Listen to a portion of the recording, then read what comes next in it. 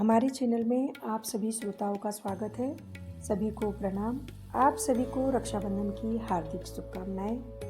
रक्षाबंधन का इतिहास काफ़ी पुराना है, जो सिंधु घाटी सभ्यता से जुड़ा हुआ है। असल में रक्षाबंधन की परंपरा उन बहनों ने डाली थी जो सगी नहीं थी।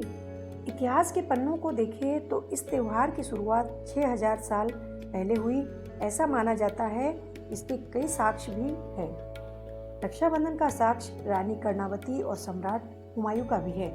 मध्यकालीन युग में राजपूत और मुस्लिमों के बीच संघर्ष चल रहा था। तब चित्तौड़ के राजा की विधवा रानी कर्णावती ने गुजरात के सुल्तान बहादुर शाह से अपनी और अपनी प्रजा की सुरक्षा का कोई रास्ता न निकलता देख हुमायूं को राखी भेजी थी। तब हुमायूं ने रानी कर्णावती की रक्षा कर उन्हें अपनी बहन का दर्जा दिया था। दूसरा उदाहरण कृष्ण और द्रौपदी को माना जाता है। एक बार भगवान कृष्ण पांडवों के साथ पतंग उड़ा रहे थे। पतंग उड़ाते समय उनके धागे से भगवान कृष्ण की उंगली कट गई थी। तब उंगली से निकले खून को रोकने के लिए द्रौपदी ने अपनी साड़ी फाड़कर उनकी उंगली पर बांधी थी। इस प्रेम से भगवान कृष्ण इतने भावुक हो गए थे कि उन्होंने द्रौपदी को जीवन भर सुरक्षा का वचन दिया।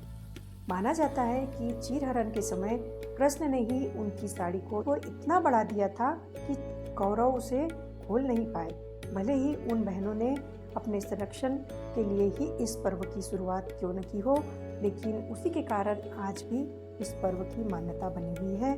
रक्षाबंधन केवल एक सूत्र का नाम नहीं, बल्कि इसका एक प्रतीक भी है, जो एक उत्तरदायित्व से बंधा हुआ है, जिसमें सम्मान भी है और जिम्मेदारी भी।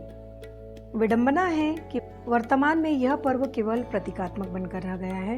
इसका उद्देश्य और अर्थ दोनों खो गए हैं। इसी बहाने कम से कम लोग एक दूसरे से घुल मिल तो जाते हैं। अगर इस पर्व में कुछ बदलाव हुआ भी है तो यह समय की मांग है।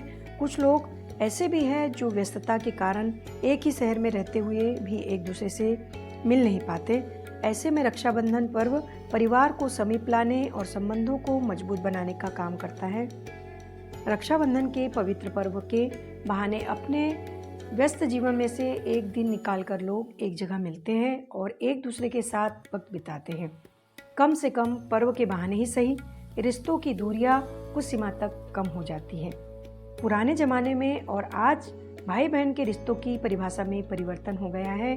एक समय था जब बहन के सुख दुख में भाई ही सहायता करता था, लेकिन अब समय काफ़ी बदल चुका है। आज की बहनें अब आगे आकर अपने भाइयों की मदद करने को तत्पर है।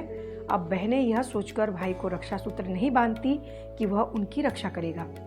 ऐसा कहने का मतलब यह है कि आज की तारीख में यह रिश्ता बराबरी का हो गया है। यह निश्चित रूप से वर्तमान समय में विकसित हुई लैंगिक समानता को दर्शाता है। आज समाज में लड़के और लड़कियों को बराबरी का सम्मान मिलता है। उनकी परवरिश में अब कोई अंतर नहीं किया जा रहा। वे कंधे से कंधा मिलाकर चलना जानती है, इसीलिए उन्हें भाई से अब रक्षा नहीं, सम्मान चाहिए। अब यह रिश्ता बराबरी का हो चुका है, जिसका प्रभाव समाज में भी दिख रहा है। अब बहन ही नहीं, भाई भी बहन को राखी बांधने के लिए तत्पर है।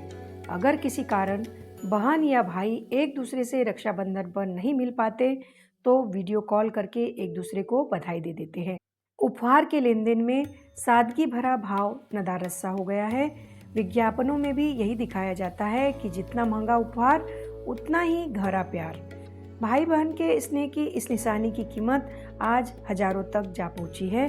भावनाओं को अब महंगे उपहारों में भी नापा तौला जाने लगा है। फिर भी रस्मों रिवाजों से बंधी राखी का पर्व स्नेह के बंधन से संसार को निरंतर जोड़े हुए है।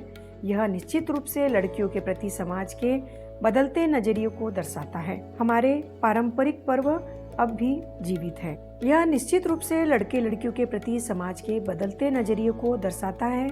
हमारे पारंपरिक मूल्य अब भी जीवित है। हमारा आज का विषय यहीं समाप्त होता है। आप सभी को रक्षाबंधन की पुनः एक बार शुभकामनाएं।